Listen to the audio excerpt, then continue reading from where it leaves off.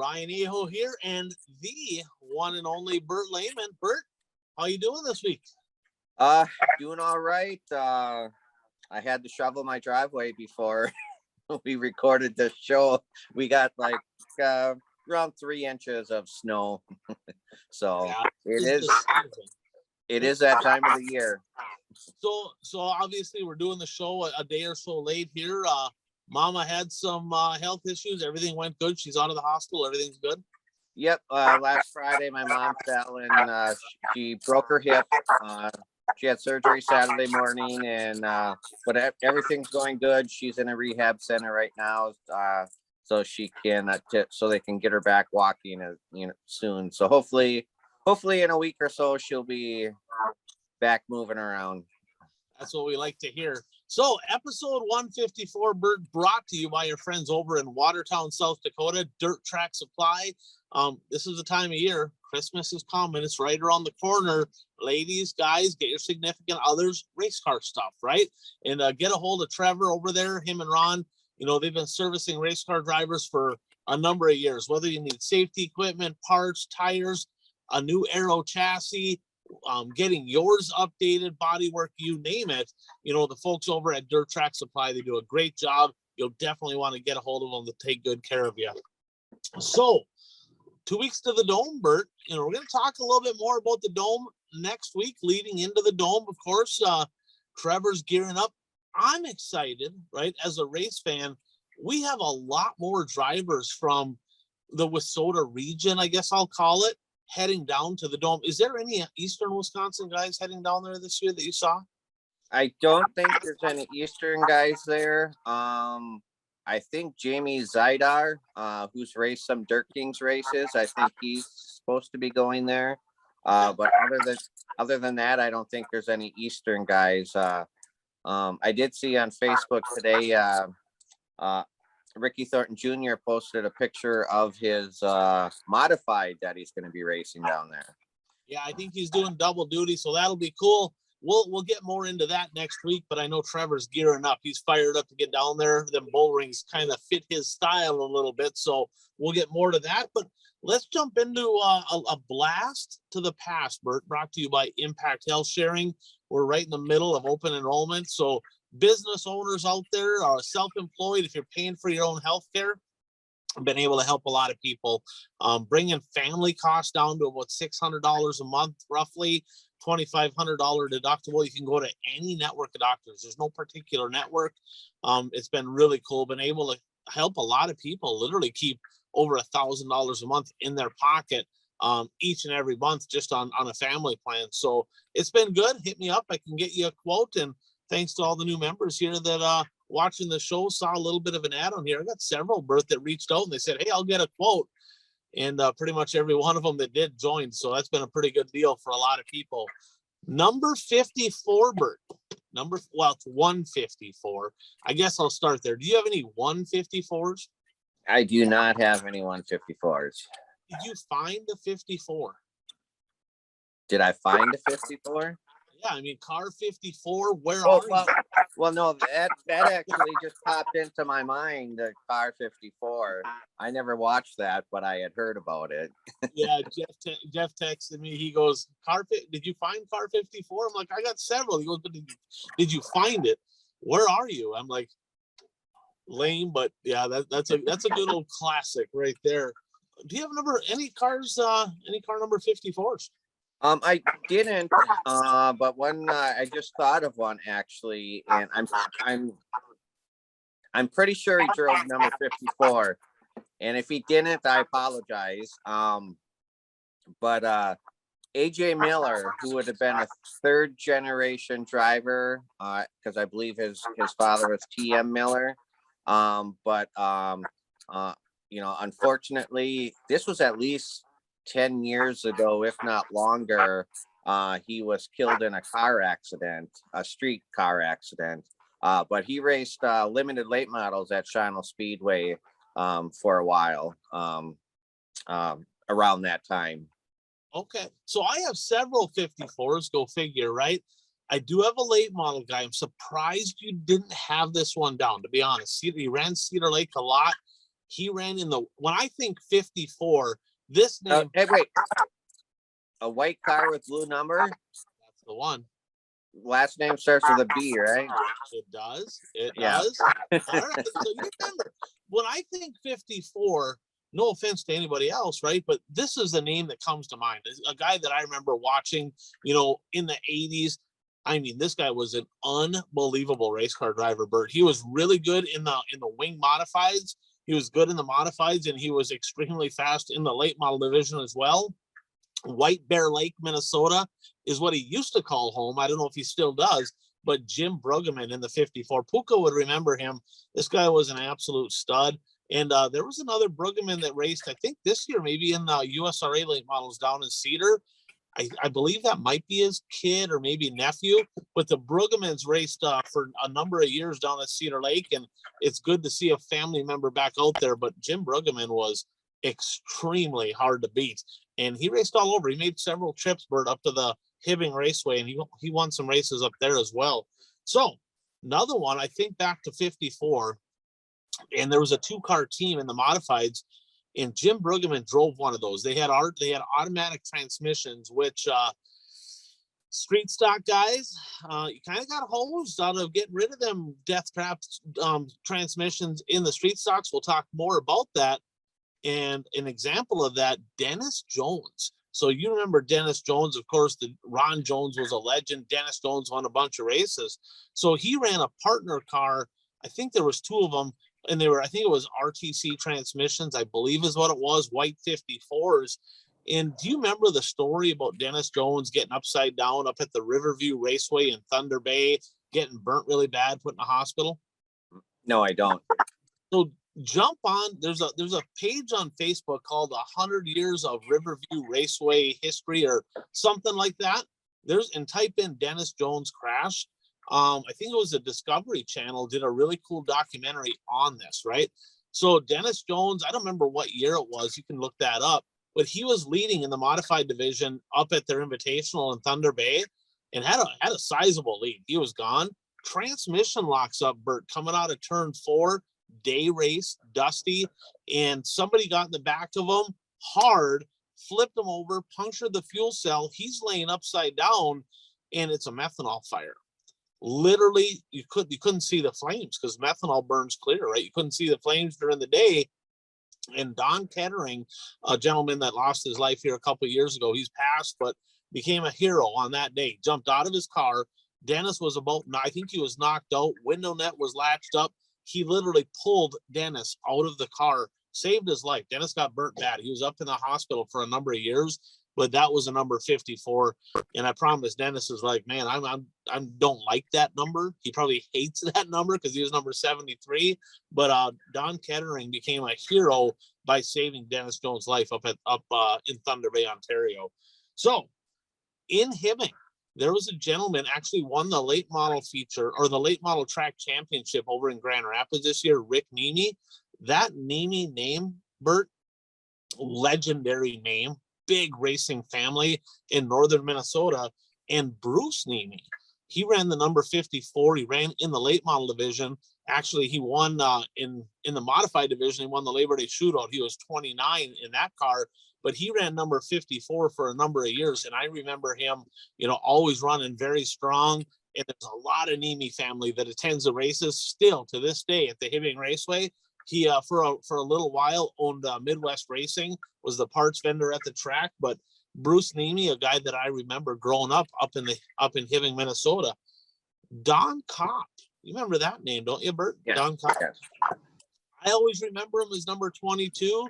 I know he ran a 3D, right? He ran the Dean Johnson car. But there was a stint, and I don't know the story. Maybe somebody can kind of share a little bit, but he ran a number 54 modified, and I don't remember who he ran that car for, but Don Kopp is always fast, right? So it didn't matter if he was 22, 3D, 54. That dude won a lot of races. Another legacy name in racing, no different than Nemi. The Kopp family, they still go out there, and there's a couple of them out there winning a pile of races, and they got a big future ahead of them. Now, a couple I got here from my buddy Lauren, fan of the show, good friend of mine, known him a long time. He sent one over, Jimmy Rich. Now, you remember Mike Rich that raced? He ran late model sprint cars. He ran modified super stocks. The guy won and everything. His brother, Jimmy Rich, was a local guy from up in Duluth. I remember him as number 55. I had no idea that he was number 54, but he actually built cars for my my right-hand man, my buddy Changa, Jim McClellan. He built his race cars growing up, but there was a stint where Jimmy Rich was number 54. I never knew it. And in the Midwest Modified division, a guy that made trips up, Dick Peterson, a Midwest Mod. I don't think he gets around the track anymore, but I remember him making several trips up to the Proctor Speedway, now the Halverline Speedway up in Proctor, Minnesota. Now, the last one I have, did you see a little NASCAR news here for Brad? We got to throw a little NASCAR stuff in. He said he hates NASCAR. We'll throw it in. Did you see that Gibbs Motorsports is retiring the 18? No, I didn't see that. Yeah, it sounds like they're retiring the 18 and bringing back Ty Gibbs going to the Cup Series at number 54. So back, I think it was like 1978 was like the last time anybody won in a 54. And Lenny Pond, do you remember that name? Yes. Yep. I don't remember anything about it. Maybe you can share if you do, but he was the last guy to win in the number 54 in the Cup Series. Yeah, I mean, I don't know. I really don't know anything about Lenny Pond, but I do remember hearing that name, especially because, back in the late 70s and throughout the 80s, you know, there'd be a plethora of drivers trying to qualify for the Daytona 500, not like it is today where, you don't even get 43 cars now. But, back in the day, you had to qualify. And I can remember, well-known drivers who didn't qualify, they would be buying the starting spot from drivers that did qualify and stuff like that. That's when racing was really interesting. Yeah, that's a couple days ago. Let's put it that way. So that's enough on the blast of the past. I always enjoy that segment, kind of a look back, but let's look ahead. Let's look current. Let's look ahead. And the biggest news of the week, at least in our region, right? In our region, and brought to you by Brad Parson, Agzyme Ag Solutions. I mean, I tell you what, racers, they know a little bit about chemicals, right? Softening tires, mixing stuff with fuel. There's a big benefit to having the right chemicals, right? So farmers, get the right chemicals for your crops, right? That's what you do. You get a hold of Brad Parson, and he has a lot of different stuff that he can mix with your current spray packages to make you more profitable, give you better yields. And I tell you what, it's a winning formula. Get a hold of him for sure. But the biggest news of the week, Bert, in your opinion, what was it? Well, I mean, obviously it was the Iceman is going out the pasture. Jimmy Myers announced that he is retiring as a driver. And so I wasn't surprised to hear the news, just from the fact that I interviewed him probably about 5 years ago. And during that interview, he told me that, once he turned 50, he was done racing. He wasn't going to be one of those drivers who raced in his 50s. And, as he approached his 50th, birthday, I was wondering if he was going to hold true to that. And he did. Yeah, I tell you, what a career, right? I mean, a lot of people. So I was looking at some of his stats, and I got a trivia question for you in a second here. So 8 World of Outlaw wins, 3 Lucas Oil wins, 12 Extreme Tampa UMP wins, 7 Hell Tour wins. I mean, he's won basically every special in Wissota country. I mean, multiple times, right? I mean, on a local level, just unbelievable. But here's the deal. I'm going to give you a list of races here, right? And I want you to tell me the 3 that he did not win. Okay. So we're gonna go with let's start here. We got the Topless 100 at Batesville. He won. Illini 100 at Farmer City. Here, let me give you the list, right? Okay. You might want to jot them down. So Topless 100 at Batesville. Illini 100 at Farmer City. The USA Nationals. the Show Me 100, the North-South 100 at Florence, the Go for 50, that's been at a couple places. The Puka's favorite race, the National 100 down at East Alabama, the Dream, the Knoxville Late Model Nationals, the Prairie Dirt Classic at Fairbury, the Dirt Track World Championship, the Jambalaya 100, and the Firecracker 100 at Lernerville. What three did Jimmy Mars not win?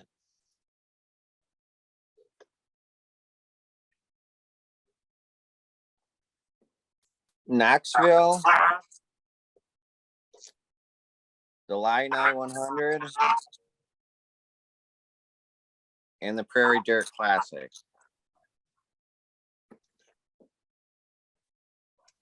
He won the Prairie Dirt Classic. Okay. He won the Illini 100. Okay. He did not win at Knoxville. Give me two Then more. The Go for 50, he did not win. That's correct. And the Show Me. Bert Goddard. Bert Goddard. So, and he didn't win the World 100. I never knew he won the Dirt Track World Championship. I didn't realize that either. I mean, so think about this for just a minute. Now, of course, I mean, he's won everything. He's won a lot of stuff. They have MB Customs. They got a ton of drivers. If he hasn't won it, one of his customers probably has, right? Dustin Sorensen, USRA National Champ. This year's US MTS Mods National Champ. He's going to be piloting the 28 for him. So I'm sure that's going to win more races because Dustin Sorensen's a stud. But when he was winning the bulk of his races during his career, there really wasn't a lot of live streaming. There wasn't, I mean, the information is there at the fingertips, right? With My Race Pass, Dirt on Dirt. I mean, it's bam, bam, bam. I got to be honest with you. I didn't realize some of these races he actually won myself. And I consider myself a race fan, right? If you think about it, do you think he'd be maybe even, not that he's not respected, he is, but do you think he'd even be more respected on the national scene had he won those races today with live streaming as compared to winning it without? Yeah, you could make a case for that. I mean, when him and Berkey teamed up, and started, and well, that's when the MB started.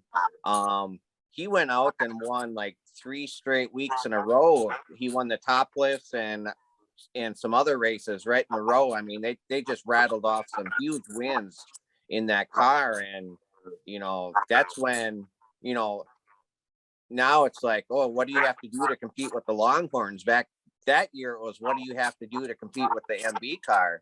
And so, you know, they really put some good streaks together with that. But yeah, I knew he won quite a few of those big races, but I didn't realize some of the other ones that he won.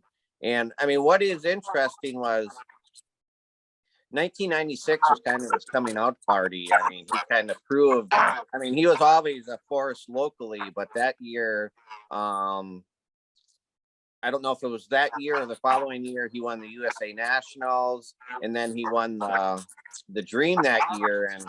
And the Dream race that he won, you know, you think, looking back, you think, you know, how things would have been different if Scott Bloomquist and Bill Fry hadn't had their disagreement in that race, because that kind of took out both of those cars, and they were running 1-2, and then Jimmy was a beneficiary once that happened.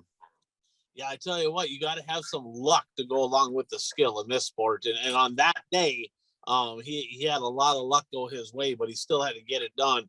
So what a career. I mean, congratulations, Jimmy Mars.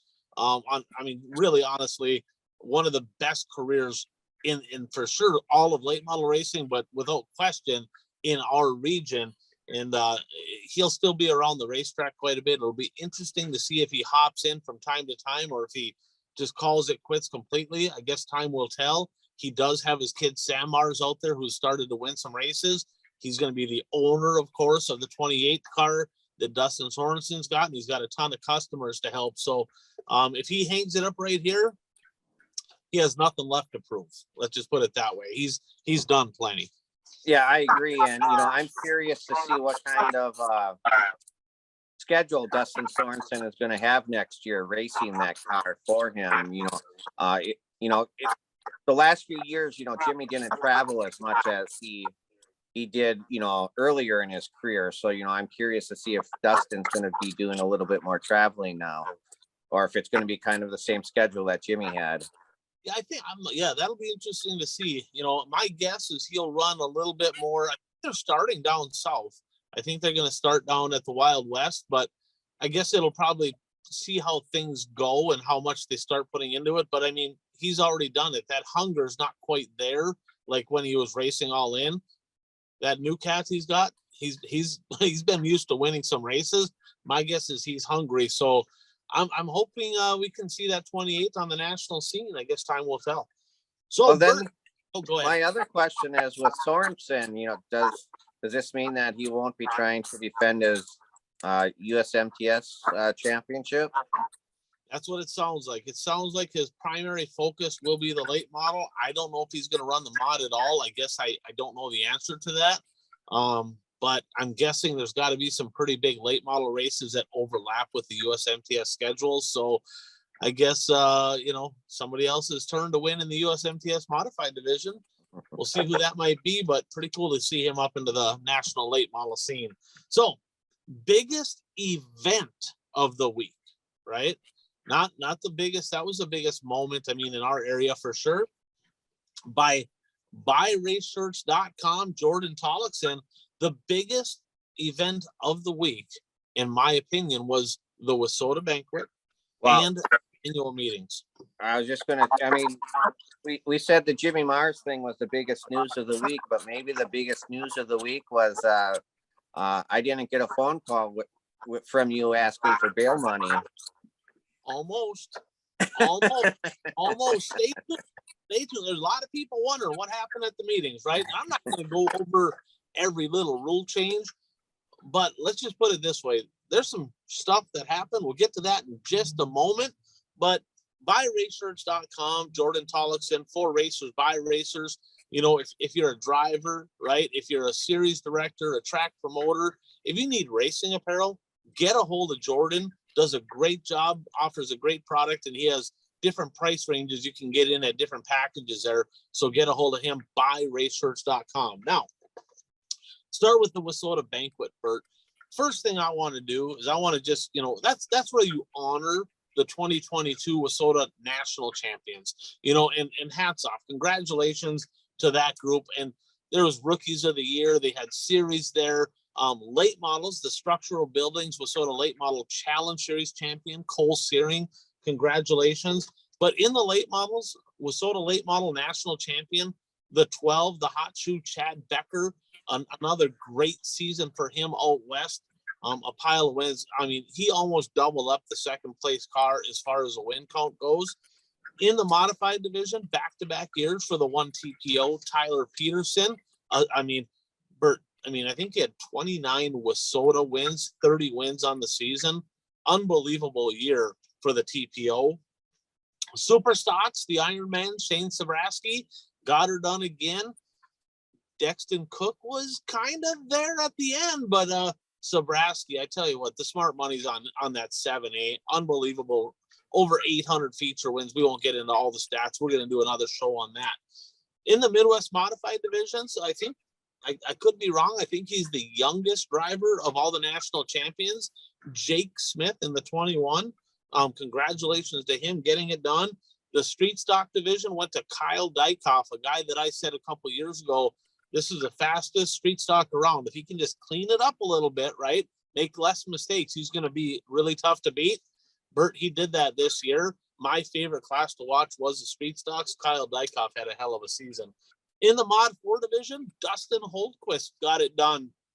A great season, kind of a father-son team there. And he parked that car in victory lane a bunch, got the national championship done. Corey Jorgensen in the Wissota Pure Stock division, and Justin Shalitsky in the Wissota Hornets. So again, a tip of the cap. Congratulations to all the champions. And they got to be honored at the banquet. And the banquet started out, Bert, with the legendary Donnie Schatz. Got to be the keynote speaker at the banquet. And I tell you, he ended on a high note his season, right? Back-to-back wins this past weekend. And he's a former Wissota Championship Sprint Car national champion. I don't think that really compares to all the World of Outlaw championships that he has. But he did say a championship is a championship. He's proud. He's honored to be a champion in any division. And it was super cool seeing him up there, Bert. He really he shared not just about his racing career, but how it tied into with family. And he understands the sacrifices that drivers take, and they make financially to go out and do the thing that they love. So it was really cool to, have Donnie Schatz there, and tip of the cap to Rod Lindquist, the Wissota executive director, for getting him there. Now, another thing Rod Lindquist did, now probably give a donkey award to the marketing team for Wissota because nobody knew about it, right? They don't advertise anything or promote anything. And I've talked about doing this in the past. I'm like, I thought it'd be good for track championships. They had an incentive program for the Structural Buildings Wissota Late Model Challenge Series. Any driver that competed, I think you had to hit all the shows, or maybe you could miss one. They did a drawing, and they gave away a 4-day, 3-night, all-inclusive, airfare included, trip for 2 to Planet Hollywood in Las Vegas. And the Challenge Series drivers knew about it, right? But that was cool. And the person that won that was Ryan Mickelson. He got that. And there was a time, Bert, he talked about during the season where he's like, you know what? We just ain't going to make it. And Mackenzie, his wife's like, bullshit. We're going. Like, I want to win that trip. You're going to that race. We're finishing this deal. So that incentive deal worked. I thought it was a cool deal. He went out and got a sponsor to make that happen. But they got to promote it. Nobody knew about it. I thought that was kind of a cool deal. Why wouldn't they talk about that a little bit more? They probably will next year. Just great scene, great atmosphere, Bert. I thought the banquet overall was good. Good turnout of people. A couple things disappointed me. I think I'm going to touch on that in the not hot section. But overall, I think looking forward, I think they're getting some good people in place in Wissota, some business-minded people that kind of have a vision for improving the product. And they talked a lot about that this weekend. And they're like, look, when we took this over, we knew we got a mess, right? We got a mess. But they have a plan, and I'm excited to see them. You can't do everything in one day. You simply cannot, but they do at least finally have a plan and some goals, which I don't think that Wissota's ever had before, on how to make this organization better. So I'm excited about that. Now, Bert, prior to the Wissota banquet is 2 days of the annual meetings for Wissota. That's the rules making process. What a freaking circus. Unbelievable, Bert. So I will say this. I'm not going to touch on that because I'm going to touch on that in a little bit. I will say this. I feel like there's going to be some donkey awards here. Okay. Now I'll be the first to say, surprisingly enough, none of those donkey awards are going to the Wissota Promoters Association. None of them are going to the tech committee. I'm not even giving a donkey award to Bill Engelstad. That hurts me. I wanted to give Billy one. I can't do it. They did a good job. They handled the meeting well. Okay. So Bert, here's how the rules process works. So a lot of people aren't really familiar. You hear people say all the time, wow, Wissota's got to get their shit together on the rules. Wissota, right? You hear all that all the time. Well, here's how the rules process works. So drivers have an opportunity to talk to their promoter and say, I think this should be changed. I think that should be changed, so on and so forth. that promoter can write it down, reasons why, write how the rules should be written. They can submit that to WSOTA, right? It goes on the agenda. And then if there's a motion made and seconded, they vote on it. And that's how it works. There's also a tech committee, and they brought forth some rule changes. All of their rule changes, or most of them anyway, come from promoters or drivers. And the committee discusses all of those different proposed rules, right? They bring them up as a proposed rule change. And then the promoters, they have to make a motion. Like, do you think, if you think it's good, make a motion, second the motion, discuss it, and the promoters can vote on it. The promoters say all the time, Bert, and I've heard several say, because WSOTA for years has been like, we feel that the WSOTA board and the tech committee should be making the rules. WSOTA has wanted to take the rules making process out of the hands of the promoters. I can't tell you how much I was against that for years. I'm like, that is BS. We get the wrong people in there. We're gonna have, who knows what we're gonna have for rules. Bert, I couldn't be more for that today. I couldn't be. Here's why. There's almost 50 WSOTA tracks, and only 24 of those tracks sent representatives of their speedway to take part in this process. These guys are my friends, but I'm here to tell you, Viking Speedway, you're getting the first donkey award here. Okay, they're my friends. Probably going to be mad at me about this. Don't care. It's 60 miles away. They did part of the process right. They submitted all kinds of proposed rule changes. Then they weren't even there to make a motion or vote on them or discuss them. And I get it. People are busy, but they could have found somebody to represent the Viking Speedway. And if they don't want to, that's an example of why the tech committee and the board should be making the rules, because I'm not saying the tracks all need to be involved. I'm not saying that. They got enough on their plate, Bert, but if they want to be involved, be involved. If you don't want to be involved, give the power to the tech committee in WSOTA, because half of the promoters weren't there. Tip of the cap to the promoters that did show up. Several of them just kind of sit there. They're not really active, but at least they're there. So here's the next part. Street stocks. Okay. My favorite class. This one killed me, Bert. I got to give a donkey award to Benzie from the Steffes Street Stock Tour, promoter at the Cheyenne Speedway in Lisbon. Overwhelmingly, the WSOTA street stock drivers, at least the ones that actually race a lot, they've been saying, we want to get rid of these automatic transmissions. They break, they're costly, they're dangerous when they explode, all kinds of stupid stuff could happen, and they wanted to go to a Bert transmission. He even did a poll, Bert, on his page, and overwhelmingly, the number one topic that the drivers said they wanted was Bert transmissions. They only wanted it because it's named after you. Okay, that's why they wanted it. Even spelled correctly.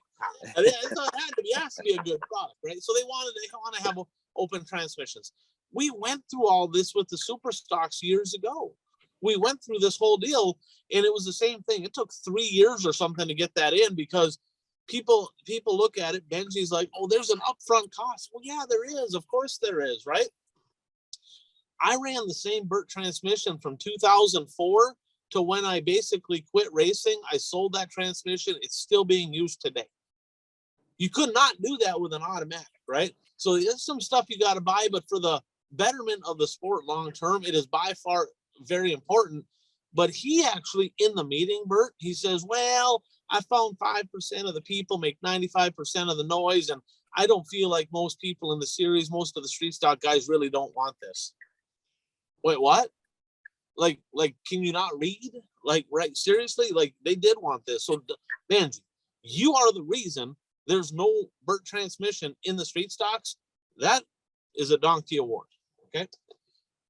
They did pass a couple interesting rules, and maybe a safety deal. Bert, they're putting optional beadlocks on all 4 corners in the street stock division. Not any other division. Street stocks. Now, I get it. They're heavy. They turn over. I get it, right? But unnecessary, right? Schrader valves, which is, if you know about racing, Schrader valves, you can adjust the gas pressure. They took them out of street stocks and Midwest mods, or never allowed it in the street stocks, I don't think, to keep the cost down and take the technology out.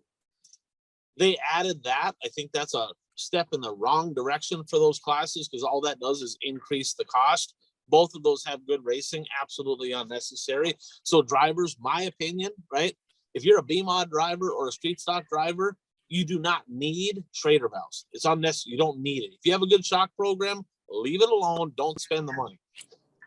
They did finalize, I think this was already in place, but they did put carbon fiber drive shafts in modifieds and Midwest mods.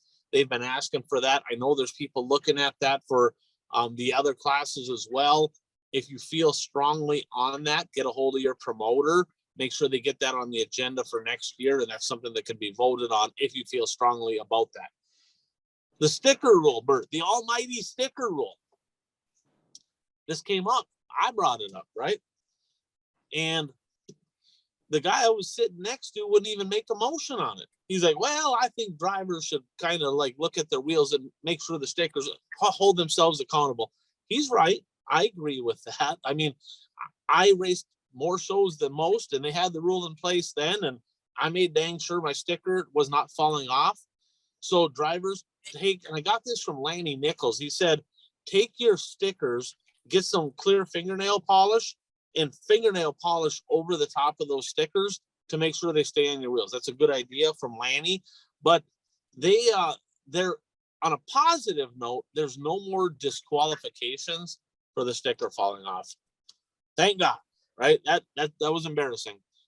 They still are going to dock you 2 spots, which is better. It's not great, but it's better.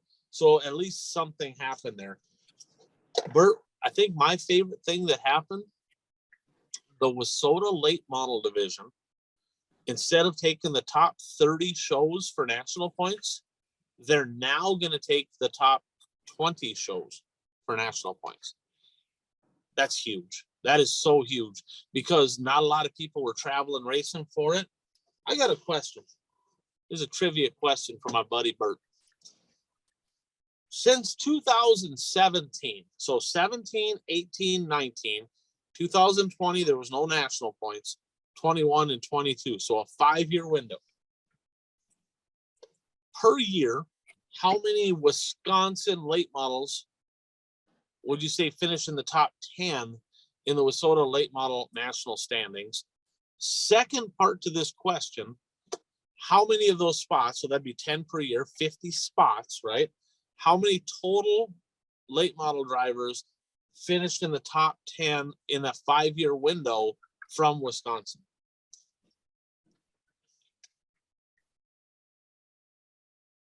I'm gonna say 0. You're close. It's 1. 2018 is the only year, because I couldn't go back in my race pass. It didn't have anything from 16 back, so I was trying to figure out that.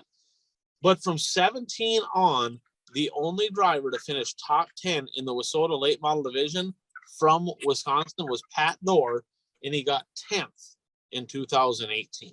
Okay. Now, we know dang well that there's some cats over there that literally are top 10 worthy, right? But there's no tracks. So here's another.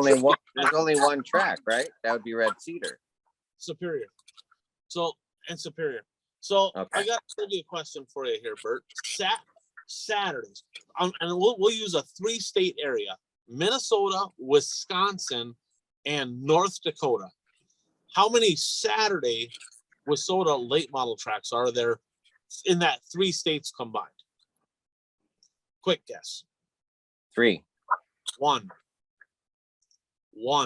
In a 3-state area, the only Saturday night track, the Hibbing Raceway. Let's go Sundays. How many Sunday tracks in a 3-state area? 2. Can you name them?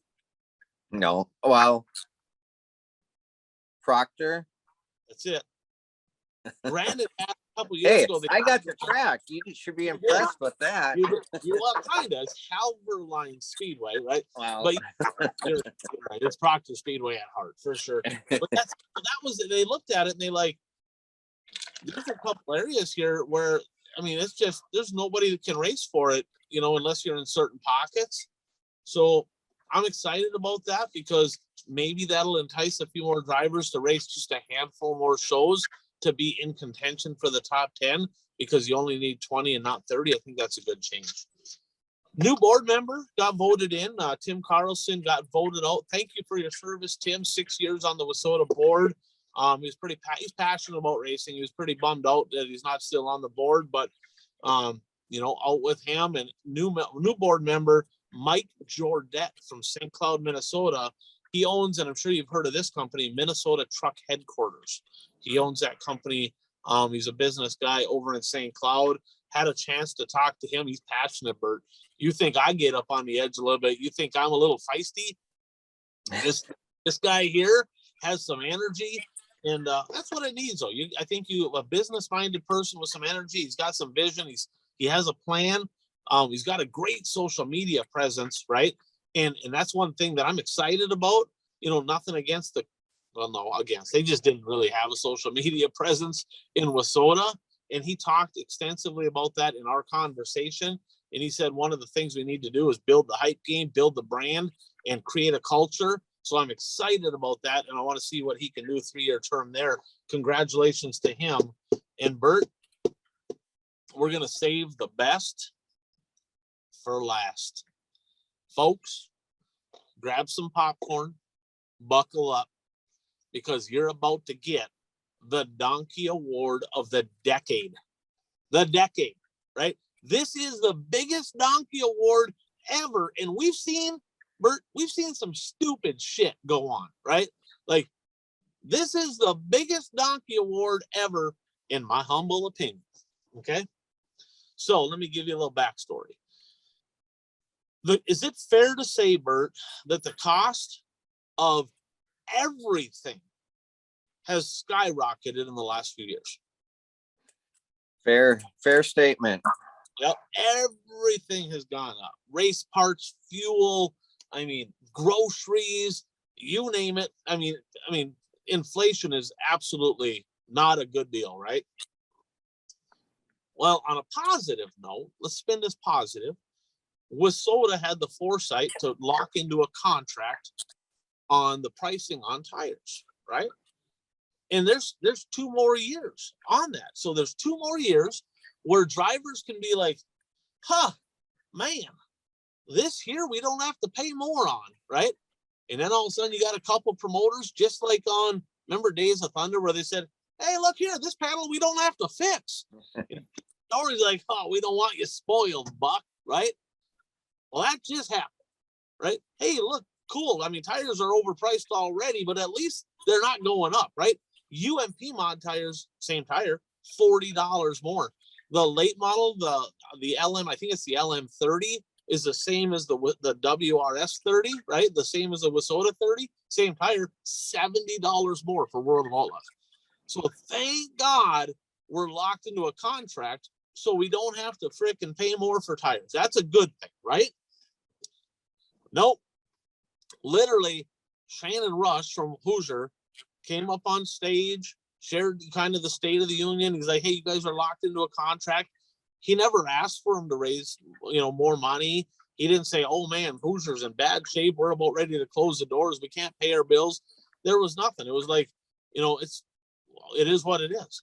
One of the promoters, Bert, even asked the question, because I'm sure you heard, did you know there was a tire shortage last year? Yeah. Okay. I heard something about it. Well, there wasn't. Okay. One of the promoters asked him straight out, he goes, let me ask you something. All these other tires went up in price, right? Well, was WISSOTA's tire shortage due to the fact that we were locked in at a lower price and it wasn't as profitable for Hoosier? And he goes, let me nip that in the butt right there. That absolutely is not true. That is not true. We did not hold back production on tires because you were locked in, right? On a lower price. Well, that's a true statement, right? Because I did some research, and according to my sources, and these are straight from Hoosier, okay? These are straight from Hoosier. I talked to Hoosier myself. They sold more tires to Wissota Racers in 2022 than they did in 2021. More. Okay. Not less, more. And I said, okay, let's go back pre-COVID, 2019. Pretty much the same. Pretty much the same. So no tire shortage. That was a fabricated bunch of BS to get people all hyped up and go and buy tires, no different than freaking toilet paper, right? Oh man, you better get your toilet paper. You're gonna run out, and everybody's buying like same thing with tires. There's a shortage on tires, like you can't get them. We're gonna run out, and everybody's like, well, if we can't get them, I better get all I can right now, right? That's bullshit pulling that deal. That ain't cool. Okay, that ain't cool at all. That's called scamming, right? That's unethical. There was no tire shortage. That flat out wasn't true. Furthermore, there was vendors that sold tires years before, chassis builders, everything, that were told, because of this shortage, which was fabricated by Hoosier Corporate, not Hoosier Tire North, right? Because of that, because of this whole deal, we're going to cut out vendors, and certain vendors are no longer able to be vendors. However, there was certain drivers, and they even made a press release, Bert, that drivers and all that, you couldn't buy direct from Hoosier Tire North. You had to buy from a track vendor. You've probably seen that documentation. Well, there's certain drivers, Bert, that literally bought directly from Hoosier Tire North. That ain't cool. That ain't cool, right? That's a bad deal. Now, this all gets all said and done, and they're talking about things with tires, and the question comes out of, well, did Hoosier help out Wissota one time? And they did. There was a lawsuit. Wissota lost a bunch of money. The former owners, I'm going to get this clear, former owners of Hoosier bailed out Wissota to keep them out of bankruptcy. That is absolutely true, but that was the old owners. That ain't the current owners. That's the old owners, right? Now, keep in mind, we're locked into a price for 2 more years. Promoter A, you can do your research. I'm not going to call their names out on here. I should, but I'm not going to do that, right? You can private message. You can talk to any promoter that was there. They'd be more than happy to tell you which tracks did this, right? Because if you found out what tracks did this, you might not want to race there anymore. I'm just saying, so I'm not going to do that. Promoter A said, well, you know what? I think we should be a good business partner and enact a good faith. I make a motion that we increase the cost of tires by 9%. Immediately, another promoter says, I second that. And there was a bunch of, we've been in there for 2 days. There was a whole bunch of promoters that literally, I'm hoping, weren't paying attention, right? And they're like, all in favor, and like they voted it in. Now, they already asked, are you, could we get more tires if we paid more? And the answer was no. Okay. So there's no incentive, right? So why? So I was thinking about this while I was driving truck, and I went up to Boise Cascade, up to the paper mill up in International Falls, and I saw a bunch of trailers there from multiple different companies, but a lot of them keep their trailers there. And I'm like, you know what? I'm gonna kind of diversify my skills here in the trucking industry. And I went into the office over at Boise and I said, hey, who's in charge of negotiating the rates and contracts with the trucking companies? Well, you need to talk to so-and-so over here. So I went down the hall and I talked to that person. I said, you know what? You guys are a good customer. You've been a good customer for a long time. And we haul a lot of your products. And I tell you what I want to do is I want you to go ahead and we're going to just rewrite the contract. I want to reduce our shipping fees by 15 cents a mile for the next 2 years. Go ahead, write that up. How do you think, Bert, that would go over with the owner of that trucking company? Do you think they'd be like, are you shitting me? Like, you're going to negotiate? Like, there's no reason to ask to do this. We're locked into a contract. Do you think there might be some fists flying or shots fired or something, right? Yeah. Okay.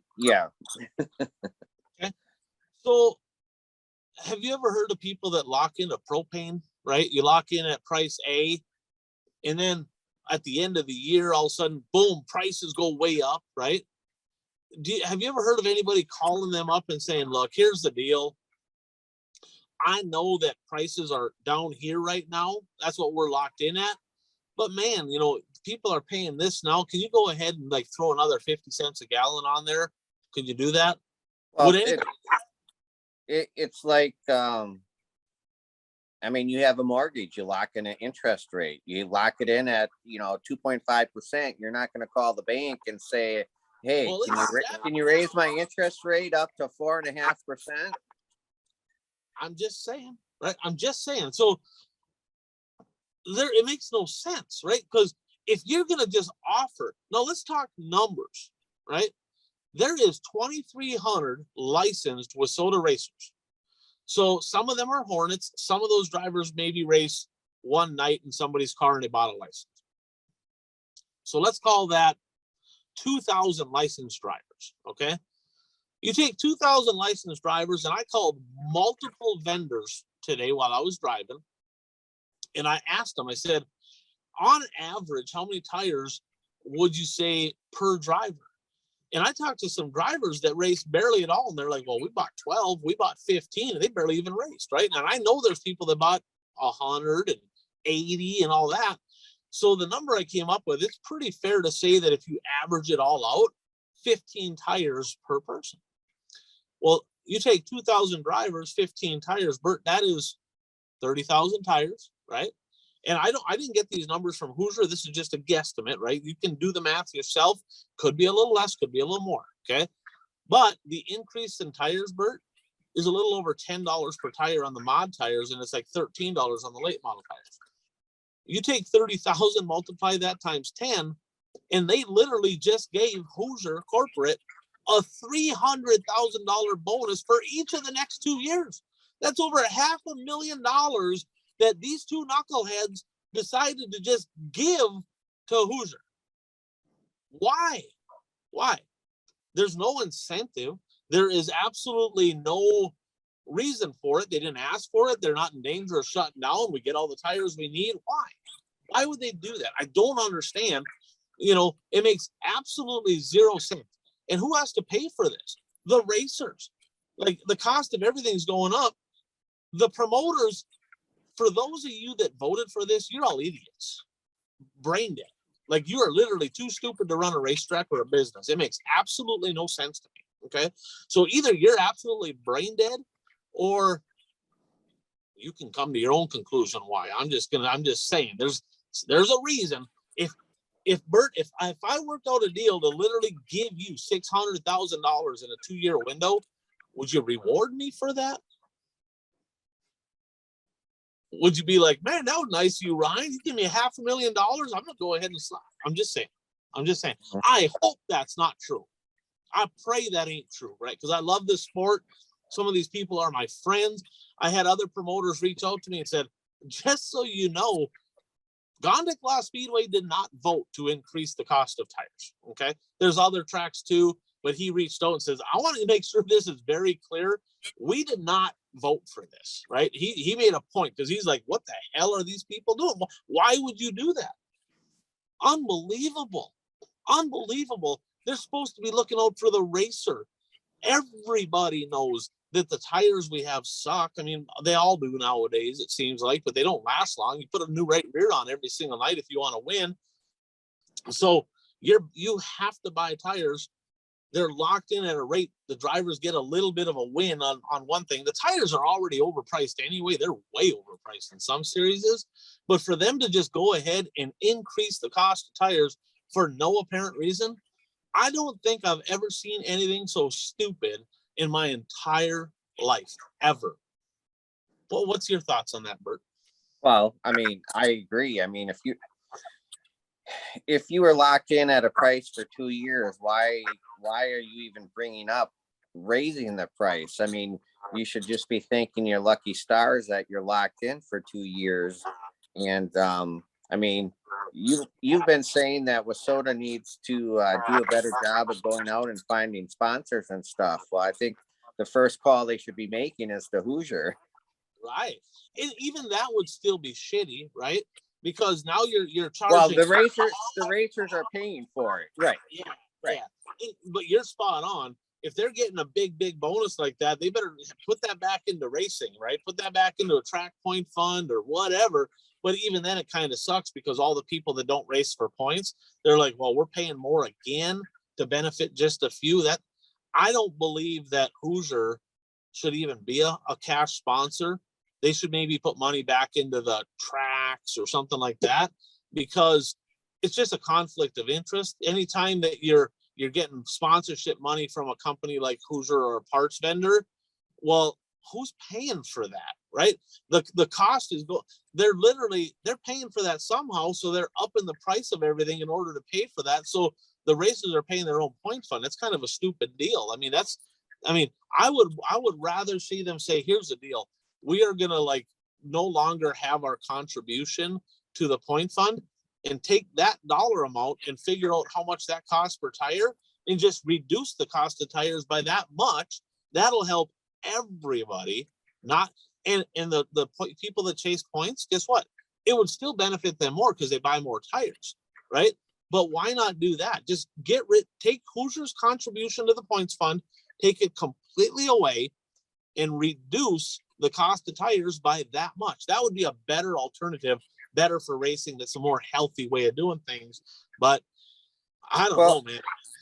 And well, what I don't understand is, yes, these two promoters, one made the motion and one seconded it, but I don't understand how it gets to the next. How do other promoters agree with that? That doesn't make any sense to me. Here's why. Because half of them, and some of the promoters are there, they're engaged and whatever, but there's some of them that are sitting there going, we're at a meeting?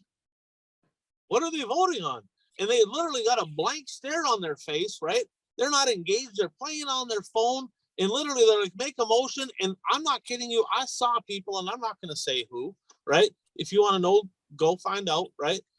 But there was people, Bert, and I witnessed this. I watched this that were, I'm telling you, they were playing on their phone, and then they would look around the room to see what people voted. And if there was enough people, they're like, yeah, I'll vote for that too. The process sucks. There was WISSOTA board members, Bert, that reached out to me and said, what the hell did they do? We're going to get crucified, because when people hear about that, if they don't hear about it on the show, you know what they're going to say? Frickin' WISSOTA screwed us again. They raised the cost of tires. We're locked in. What the hell's WISSOTA doing? This was not the WISSOTA board. This was not the executive director. This was certain promoters voted this in. It's bad. And I think we talked about this on the show before, is what kind of management structure is right for a promoting associate or for a promoting organization. And when we discussed it, this was my answer. And after this example, this is really my answer. You need to gather input from the promoters, but ultimately you need a small group of people to make the decisions that are best for the organization as a whole. Absolutely 100%, Bert. And 10 years ago, I disagreed. Today, I agree. And I will say this, that I'm very critical of Bill Engelstad. I mean, critical of him, right? He did a good job at this meeting. He really did. You could tell that him and the tech committee combined, there's a number of people on that are from the industry. There's kind of a well-rounded deal. Could there be more people? Maybe. Could there be different people? Maybe. But I felt like they did a thorough job on presenting, and they brought their own rules.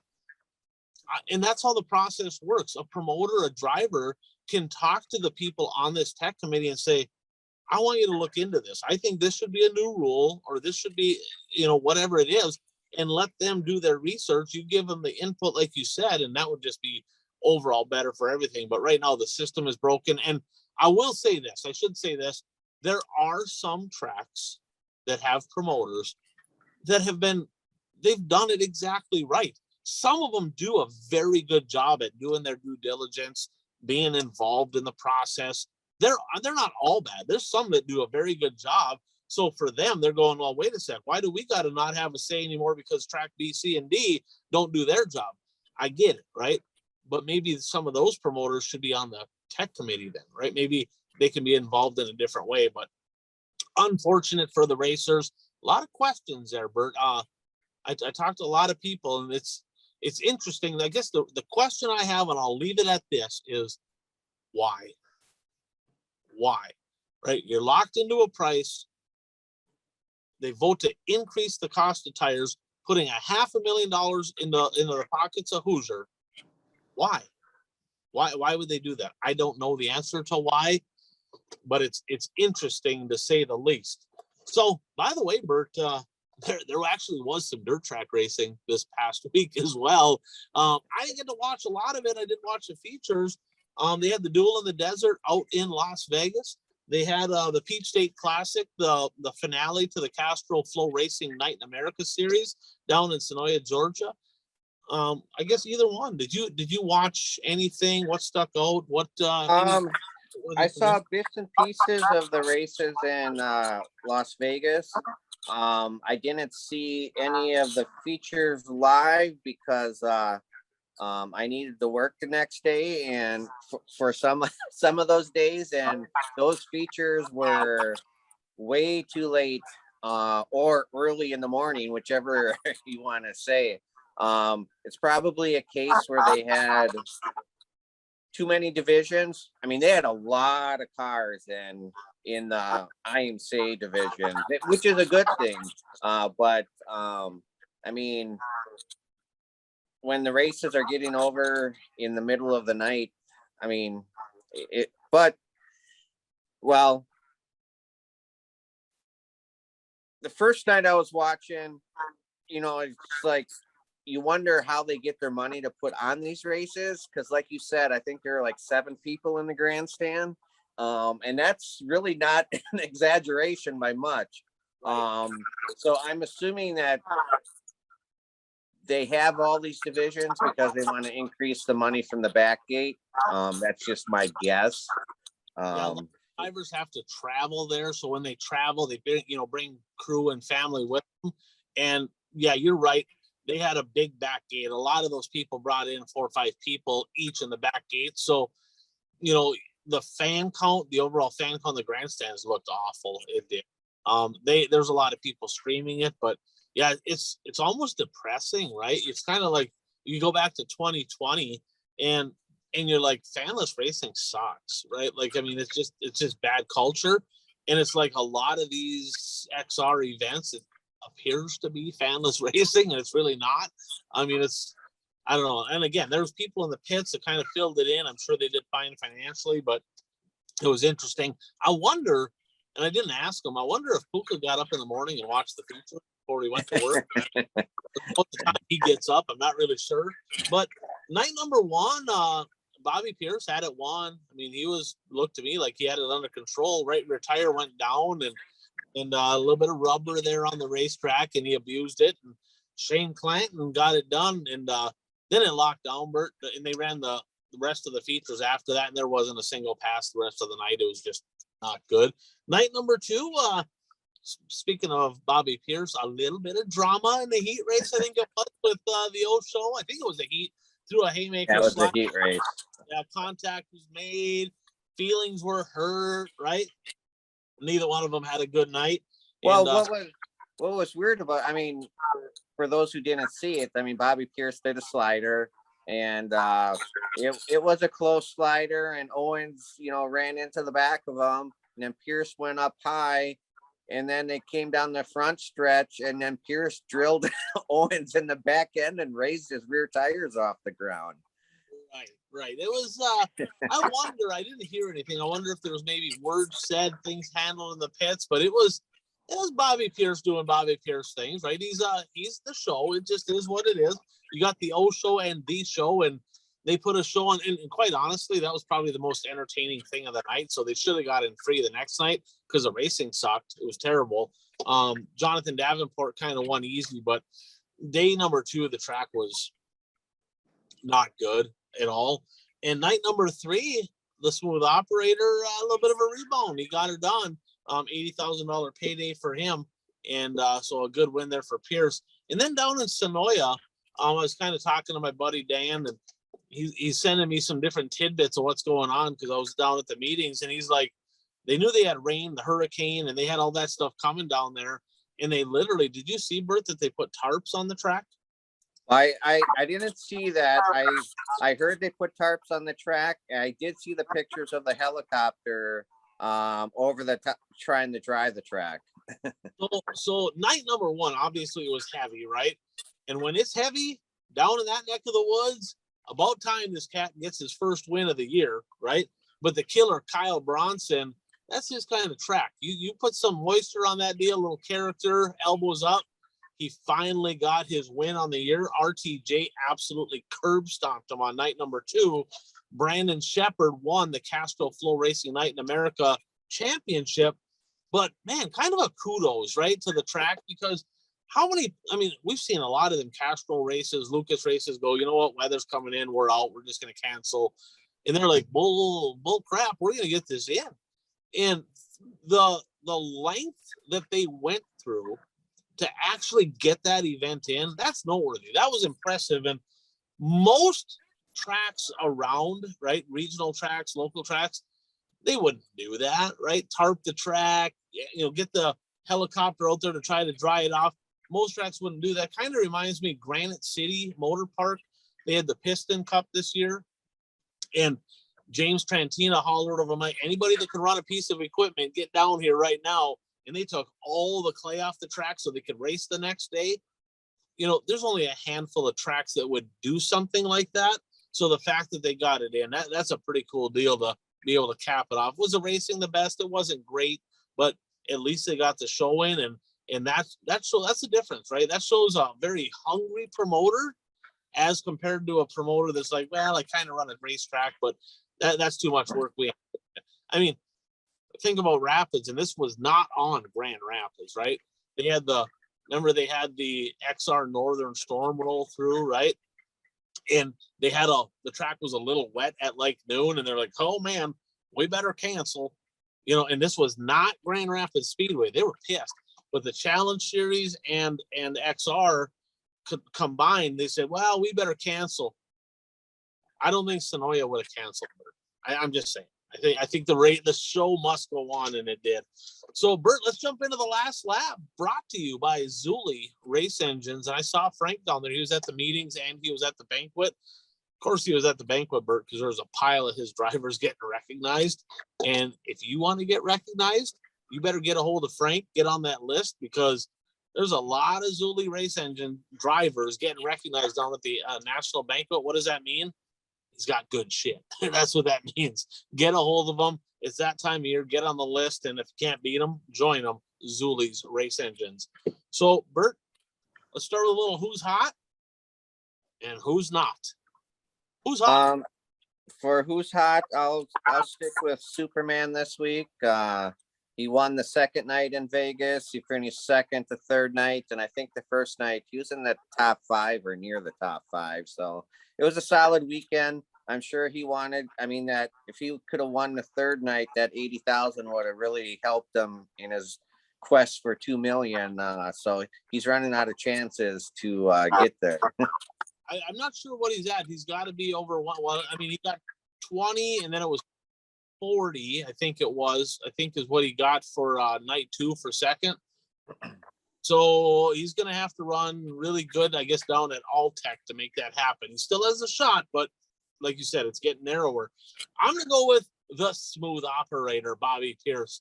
Back-to-back years, Bert, he won the Triple Crown Double Down, I think is what it's called, where you had to run X amount certain shows of that XR Super Series, and if you did, you were eligible that whatever spot you finished in on the final night of the Duel in the Desert, your paycheck got doubled. Last year he won, it was $100,000. They restructured the purse. This year he won, it was $80,000. So when it comes to the Duel in the Desert, tough to bet against the 32 of Bobby Pierce. Bert, who's not? For who's not, I'm gonna go with Dylan Thornton, because I thought he was going to win some races down there, and he didn't win. He wasn't even really near the front for the mods in which I picked him for. So I'll go with him. I'm going to go a little off the cuff here. I'm going to go with the people that attended the Wasota banquet that literally couldn't keep their trap shut. Okay. So I talked to Rod Lindquist, who he's pretty passionate about the banquet, like trying to make it better. He's already got ideas in place for next year, and they added some stuff, video footage. There's some pretty cool things having Donnie Schatz there. But Bert, it was embarrassing. It was embarrassing, right? We ended up sitting towards the back. We had people at our table that were just idiots, right? And they were talking so loud and being so obnoxious that half the people in the back of the room literally could not hear what people were saying. Bert, I know what it's like to win a national championship and the time and effort. These people deserve their respect, right? If you go to the banquet and you can't shut up and quit being a bumbling idiot, go stand out in the hall and carry that conversation out there. These drivers deserve it. Rod's like, well, what do you think the banquet needed? I said, I think it needed a freaking a tranquilizing gun or whatever, a taser. Walk around the back, and when these people won't shut up, you put a taser on a couple of people and you tip them over. Everybody will shut up really fast. We get back to the banquet. Or maybe something you can just start putting in people's drinks when they're won't shut up and they're belligerent and nobody can hear, and they can all just tip over and go to sleep. It was awful. And I mean, there was people that I'm talking people in their 40s, right, that literally acted like they were 20. I mean, it was ridiculous. So that would be my not hot, is those banquet attendees that have absolutely zero respect for anybody and all they think about is themselves. So a little bit of news, Bert. Chris Steppen, FYE Motorsports, a couple of years ago, got the contract to be the general manager down at the Vado Speedway down in New Mexico. And not sure what happened. I know absolutely zero details, but I did see a press release out that he is no longer running the speedway down there I think it's Vado, New Mexico. And so probably going to be headed back up to Wisconsin, I would assume. I'm not sure. But big news down there. I don't know what happened. I don't know the situation, but sounds like Royal Jones going a different direction as far as promoters go. So kind of noteworthy. Let's get to our 3 predictions, Bert. And I'll be honest, Bert, I stole this. You should probably watch the podcast I stole it from, because it's called Purple Daily. Your Packers did win, I guess, this week, Yeah. Well, I was actually at that game. You were? Yeah. I was kind of happy to see that they won, because I want to kind of knock the Cowboys down a little bit. But I stole this off there, and they do 3 predictions, and then we own our results, right? Is what we're gonna do. And just a couple here. So I'll be honest, I was way off on one. I was way wrong. I said Bill Engelstad, the Wasota technical director. I said he is gonna say "use guys" at least 25 times. I think he said it twice, and he handled himself in a very professional manner. So you ain't gonna get this often from me. Tip of the cap, Bill Engelstad. Job well done at the annual meetings this weekend. I did get one right though. I said Sonoya will have more late models than they do in Vegas, and they had almost 10 more, even with the inclement weather down there. They had more late models. Now, I get it, I should get half a point for that, because there is way more late models there than in the Vegas region. So I shouldn't even count, but I guess low-lying fruit, I'll take that one. Bert, you had 2 that you were off on, right? The other ones haven't materialized yet. You said Jonathan Davenport was going to win Saturday in Vegas. You spelt Friday wrong. Yeah. You were close, but no cigar. One Right? spot short. One spot short. And then you said Dylan Thornton was going to win 2 modified features, and that's why he's not hot. I wish you picked that shitty in our pick'ems, because you're whooping our ass, right? So I wish you picked that shitty there, but yeah, he did not. So you were wrong on that one. Well, he was.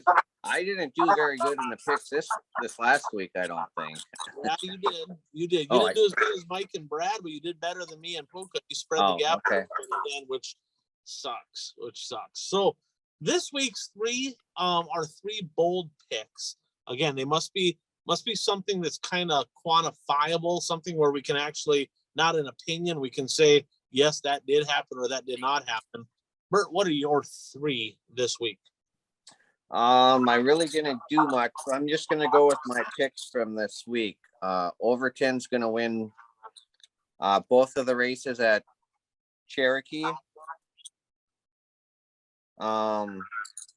Madden's gonna win. Cherokee? Or Or wait, Deep- no, Cherokee is going to be Madden's going to win that Cherokee. Overton's going to win the 2 races at the Southern Showcase. Okay, so you're not going to go with he's going to win at least one. You're He's both predicting winning both of them. And then Madden. Ethan Dotson will win the Ruderman Memorial in Volusia. I wish so you kind of picked after I did this week, which kind of sucks. I ain't going to catch you now. No, well, I had my picks done. I just didn't send them yet. I was waiting to kind of cherry pick it up, and it didn't work. I figured I better get them in. Here's my 3 this week, Bert.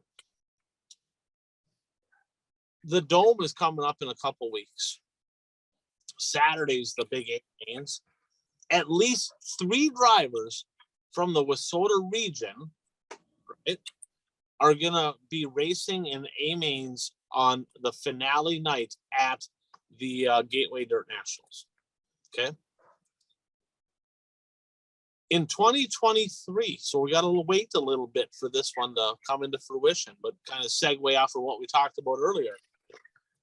A Wissota late model driver from the state of Wisconsin will finish on the podium in the national standings for Wissota Auto Racing in the late model division. The next one I have, silly season is here. Hudson O'Neill is going to be the first driver to win a feature with his new team. Bishop does not count because he went back to the family-owned team. He already won one. That don't count. But Hudson O'Neill will be the first national late model driver to win a feature with his new team. Jeff said that driver is going to be Tanner English, who had a pair of top 5s out there in Vegas. So that's what Jeff said, Tanner English. So standings this week, Bert, the numbers, we got them right here in front of us. If you're watching the show, Bert, you're pulling away. I tell you what, it's just about ready to wave the white flag. But I'm closing in on that flat build dude. Like, I got to catch him. And Mike, who started like way late, right? He has a shot to maybe catch Jeff. So that would be cool. Jeff don't think that would be cool. I think that would be cool.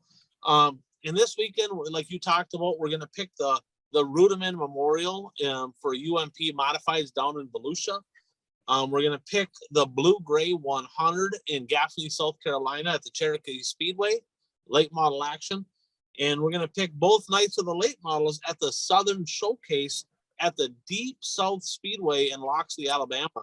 So a little bit of racing still to be had here this weekend, and then Thanksgiving week coming up.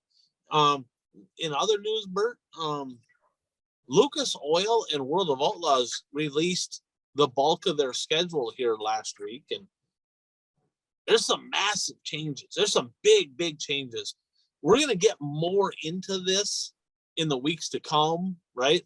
But out of everything you saw there, what would you say the one thing that stood out, like, that's big? That's big. What stood out to you? Well, one of the biggest things was Dirt Track World Championship is going to Eldora Speedway in mid to late October. Yeah, that's a big one right there. I mean, we talked about nothing against Portsmouth, but the racing ain't been all that good. Oh yeah, so. it needed the move away from Portsmouth, but I was reading an article and they were making a case that, now Eldora has 3 of the crown jewels now. And, is that good for the sport or not good for the sport? So, that's something that you can debate. That's a good point. And we'll talk more about that when we kind of talk about the schedules on a upcoming show here. One thing that stuck out to me is we knew the I-80 Speedway was coming to an end, right? Maybe it'll reopen at some point. But I think it's the Silver Dollar Nationals is moving to Huset's. That's kind of cool. That's kind of cool. Little bull ring right there with some late model. So Well, and then another thing that stuck out to me, well, two things actually. The only World of Outlaw races in Wisconsin will be Cedar Lake and Mississippi Thunder. Red Cedar Speedway is not on their schedule this year. And then, you know, the World of Outlaws, they've looked for years on finding a race between Fairbury and the USA Nationals. And now it looks like this year they're going to Boone between Fairbury and the USA Nationals. Yeah, that looks interesting too. So we're gonna take down the schedules here in the show to come, but in a show to come, might not be next week, but maybe we'll see what comes up for news. But lots of big changes. It'll be interesting. This weekend coming up, there's a few races online. You know, what are your plans here this upcoming week? Any racing? You know, watch some racing. What are you looking forward to? Or you just on sports? What do you got going on? What's Bert got going on this week? I don't have anything necessarily planned. I'll probably try to catch some racing. I'm actually, well, tomorrow night I'll be watching the Packers. It's Wednesday night when we're recording this, so Thursday night I'll be watching the Packers. I'm actually kind of looking forward to watching the Vikings play the Cowboys. And I did see a news story, and I don't know how accurate this is, but I want to watch it if it's accurate. Buffalo, the forecast for Buffalo on Sunday is 30 to 70 inches of snow and 30-mile-an-hour winds. Really? That's what I saw. You get that lake effect up there. That could be interesting. I definitely broke stuff out that direction here the last couple of days, but it'll be interesting. So I'll be catching a couple of these races. I'll be watching that deal down in Volusia. I think that's going to be on Dirt Vision. So I'll be checking that out. And then it'll be interesting to see what happens at a couple of them other races. Cherokee, quite honestly, the racing at Cherokee the last time we watched was significantly better than it had been the last couple of years. They gave it a facelift with some new surface down there. So there might be some pretty good racing down in South Carolina. So Bert, 154 in the books, and like, share. Get the word out. Hopefully you all enjoyed the show. Want to thank all of our great sponsors, and Bert, 154 in the books, 55, 155 coming up next week. Always a pleasure talking racing with you, fans. We're signing out. That's Bert Lehman. I'm Ryan Aho. Thanks for tuning in to the One to Go Show.